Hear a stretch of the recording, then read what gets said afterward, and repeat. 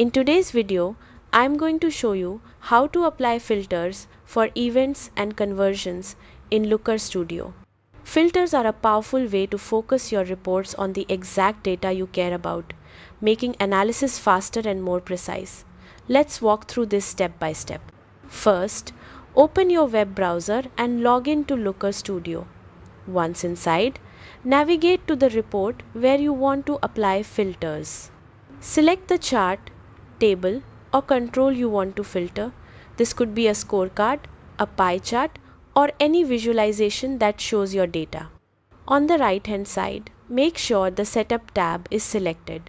Scroll down until you see the filter section. Click Add a filter, then select Create a new filter. Give your filter a clear, descriptive name, like the specific event or conversion you want to focus on. This will help you easily manage filters later, especially if you have multiple ones applied. Next, define the filter condition.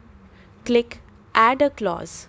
For events, choose event name as the dimension. For conversions, select conversion type name, especially if tracking Google Ads conversions.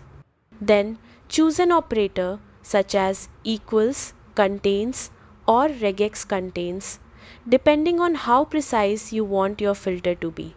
Enter the exact event or conversion name like scroll or contact us submission to make sure your filter captures only the relevant data. Finally, click Save to create and apply your filter. Your chart or table will now show only the data points that match your criteria, giving you a clean, focused view of the events and conversions that matter most. By following these steps, you'll be able to tailor your Looker Studio reports to highlight exactly the insights you need, making data analysis more efficient and actionable. And that's it. You've successfully applied filters for events and conversions in Looker Studio. Happy reporting!